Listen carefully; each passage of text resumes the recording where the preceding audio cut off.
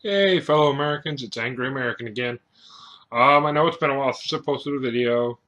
I apologize, we were having a little computer problem. We got that all fixed now. To get to this week's video, pretty sure everybody's seen in the news, um, or heard on radio, as I did originally, the story about Eric Garner. Now, if you haven't heard what that is all about, Eric Gardner was a man, African American man that was in New York City. Um, the police suspected him of doing something wrong. They went to detain him. If you look up the video, you can see exactly what happened. I'm just going to give you my point of view. Once again, we work off opinions. This is my opinion. If you don't like it, hit the road. When I watched the video, okay, I hear the guy who's shooting the video talking about cops, talking bad, oh, they're just trying to imprison another man. Um, Number one, whoever shot the video, you're a fucking moron. You can see right in the video, I mean, there's lots of good editing, shall we say, in that video that really pisses me off. But you can see where the one cop is trying to detain him. Now, police have the authority to detain anybody under suspicion of any crimes until they can figure out what's going on. Now, that does not mean arrest. Usually, what it means is they put them in handcuffs, they talk to them. That way, they're keeping themselves safe and other people safe. That's the way it goes. If you don't like it, move to Russia.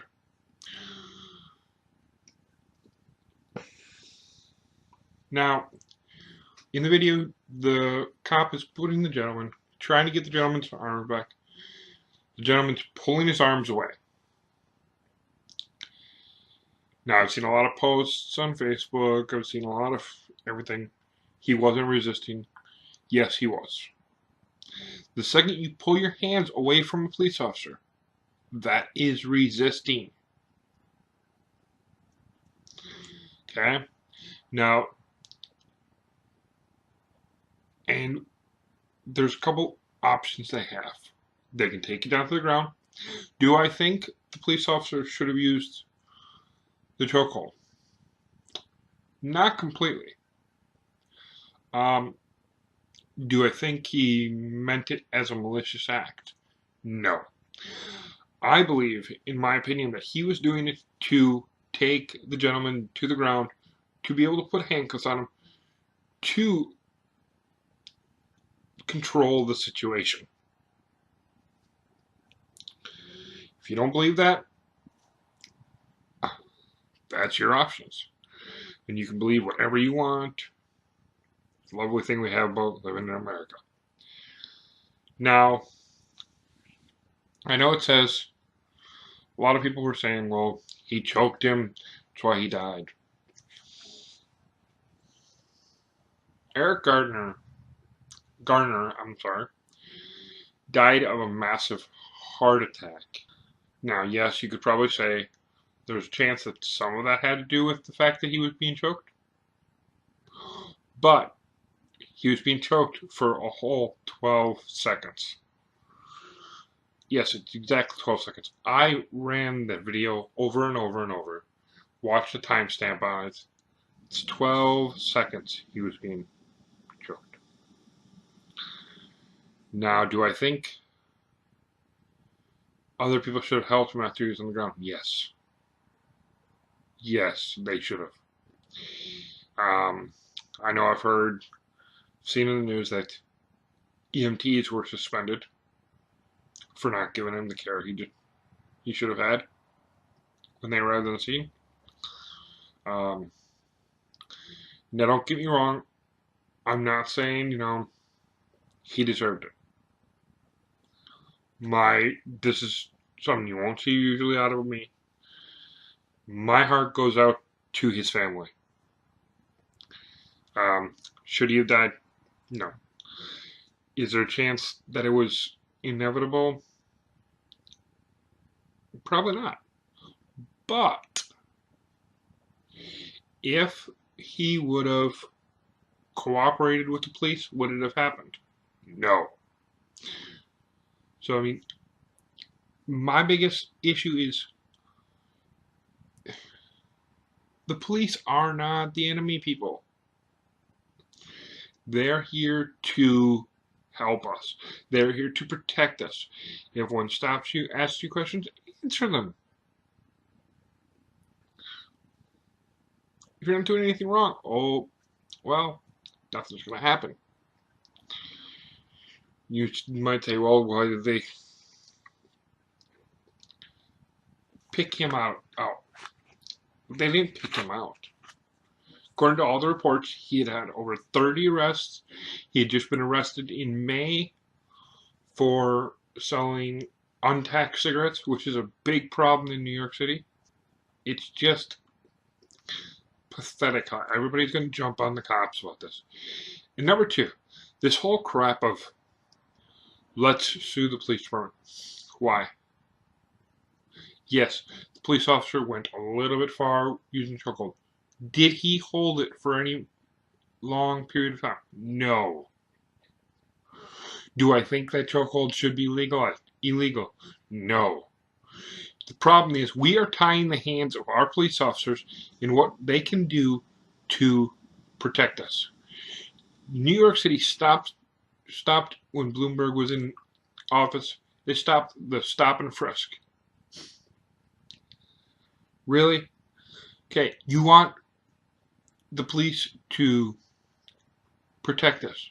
Well, then let them protect us. You don't want the police to be using their power against you. Well, then don't do crimes. You people who jump on this bandwagon of all police are bad. Now, yes, there are some that are. And police forces weed them out.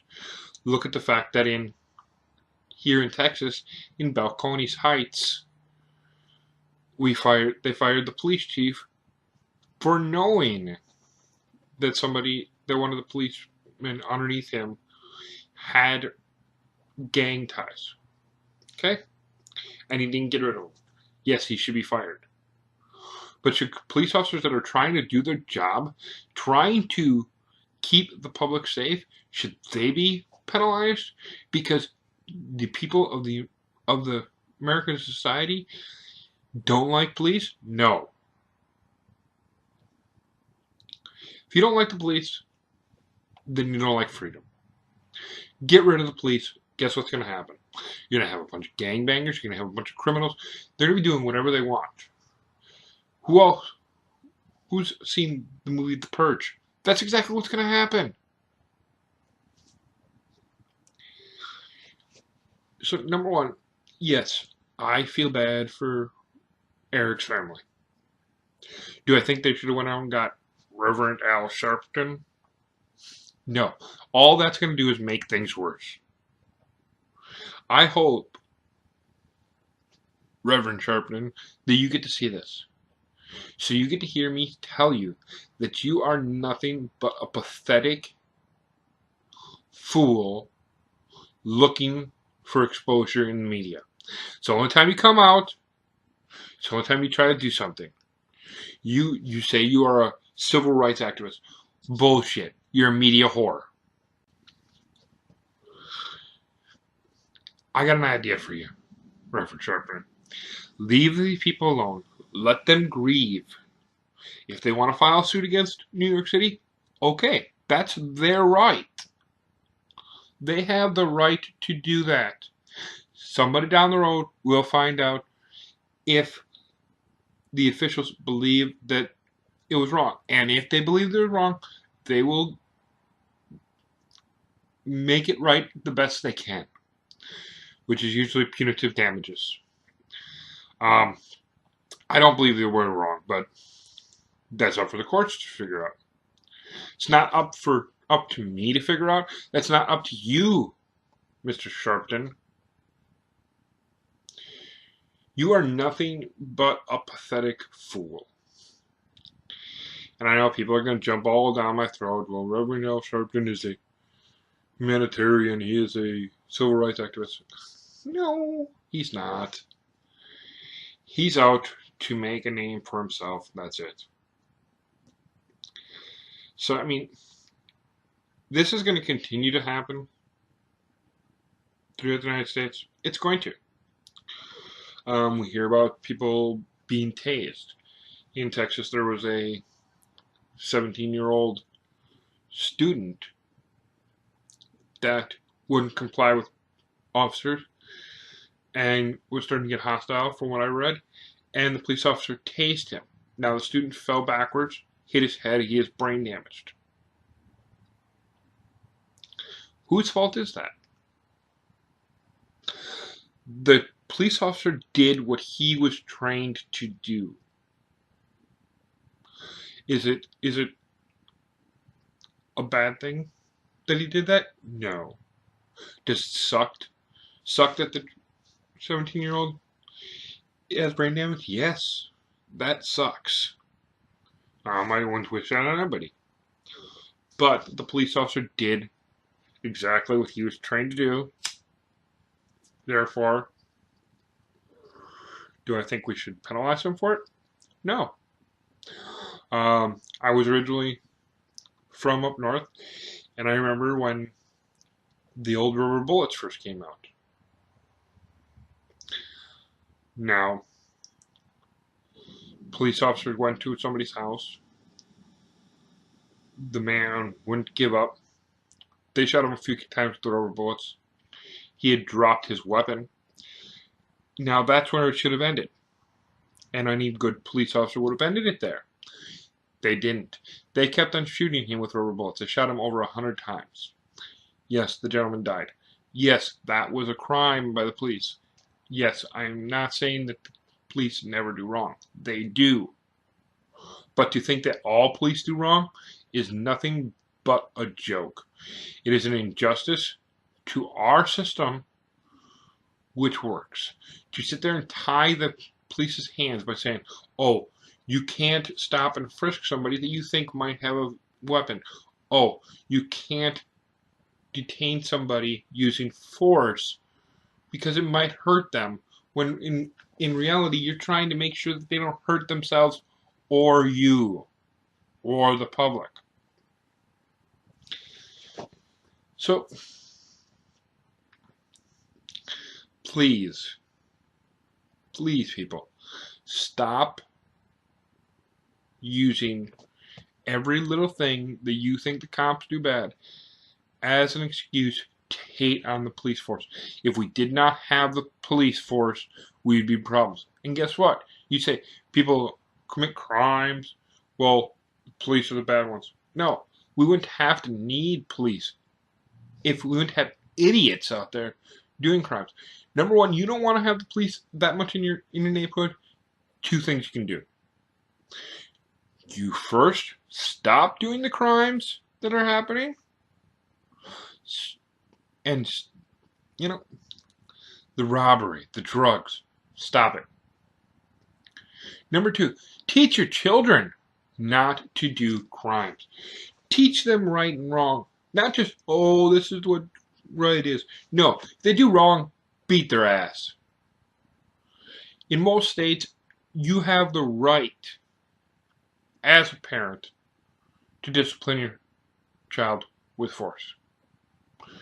Now, understand, I'm not saying beat their ass with a baseball bat. No. Paddle their ass when they're younger. Teach them discipline. When you see your kid walk out of the house wearing his jeans around his fucking ankles, tell him, no, that's not allowed. Then he's not going to draw this unwanted attention. Then we're not going to have problems. Well, that's it for me today. Once again, I'm the Angry American. Hope to see you guys soon.